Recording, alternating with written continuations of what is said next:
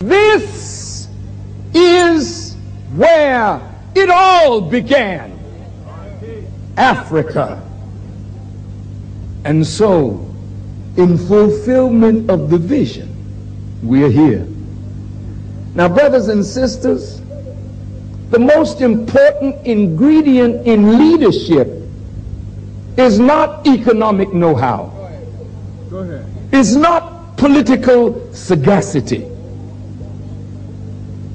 It is not psychoanalytical powers. It is not historical perspective. Go ahead. It is not even science, mathematics, chemistry, and technology. The most important ingredient in leadership is vision. Vision. So when you choose a leader, you must ask the leader not how many degrees you have from Cambridge or Oxford or Harvard or Yale or the Sorbonne in Paris. You must ask your leader, what is your vision? What is your vision for Ghana? What is your vision for Africa? What is your vision for black people in America and throughout the world?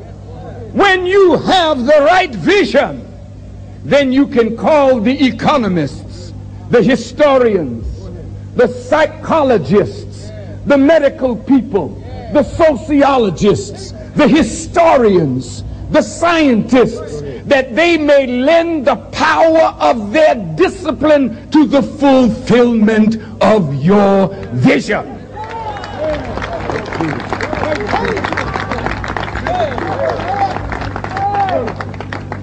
The root of vision is idea. It is ideas that bring up vision. Vision is that which allows you to see beyond the present condition, beyond the present reality. Vision allows you to see beyond obstacles. Vision and the ideas that give birth to vision is what men and women have died for. The root of idea is thought, and the root of thought is the word, that which creates thought. The Quran teaches us that everything that Allah created is a word. There are words that you know, and there are words that you don't know. The Quran teaches us that if all of the seas with 7 more seas added to them were as ink, and all of the trees were as pens, you could never exhaust the words of God. God's word is His creation. His creation is what brings thought to mind. His creation is what brings up ideas. His creation is what gives us vision. But our fulfilling the vision is deeper than Marcus Garvey. Yes, sir. Our fulfilling the vision is deeper than Osagyefo Kwame Nkrumah. Our fulfilling the vision goes back to God Himself and what He has caused to be spoken by the mouth of His prophets concerning yesterday, today, and tomorrow. I hope you are understanding this. As Brother Minister Ishmael Muhammad said, God has already spoken that we would go into bondage. We have fulfilled that. God said we would be in America under bondage for 400 years. We have fulfilled that. In the 430th year of their captivity, the book said they made an exodus. Exodus doesn't mean just coming out of America. It means coming out of the ideas and the vision of those who enslaved you and brought you to America and brought Africa to its shameful state of condition. We represent an opposing vision. We represent an opposing idea. Men and women have died for this vision. Marcus Garvey was deported for speaking a vision. Noble Drew Ali was killed for speaking a word that would bring vision. Martin Luther King and Malcolm X were assassinated because they spoke a word that would give vision to a people.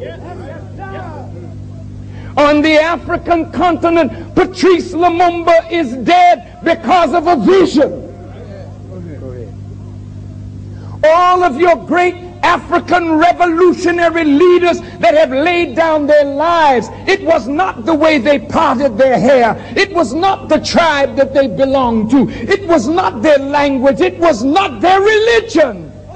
It was their vision.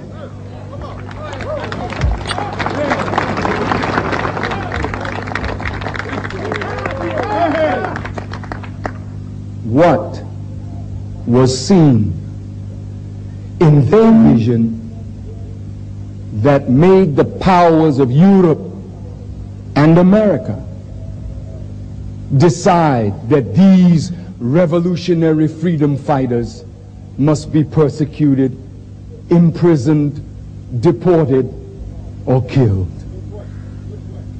It is because they dared to come out from under the vision that guides the present world.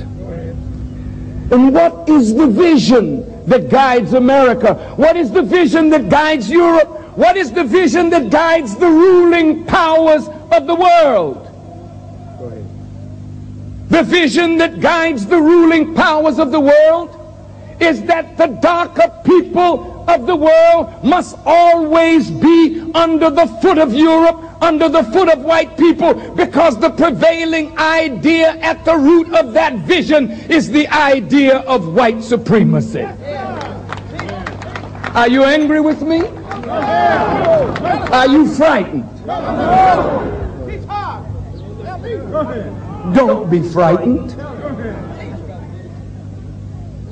The vision of white control, dominance over all the darker people of the earth under the idea of white supremacy has poisoned religion, has poisoned economics, has poisoned the social environment. It has poisoned education. So even though we go to church and claim to be saved, our vision is to uphold white supremacy.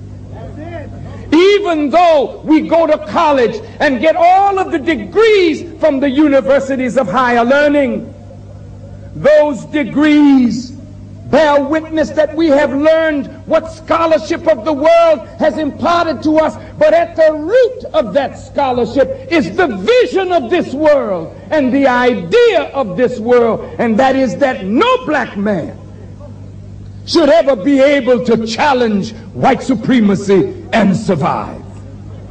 You may not like what I'm saying, but Africa, oh, Mother Africa, unless you and I are freed from the vision of the old world and from submission to the old idea, and unless a new vision and a new idea is birthed into us, we will never realize the freedom that we desire. we will never realize not the political independence, because political independence without economic self-sufficiency is symbol without substance. You have the symbol now, we must get the substance.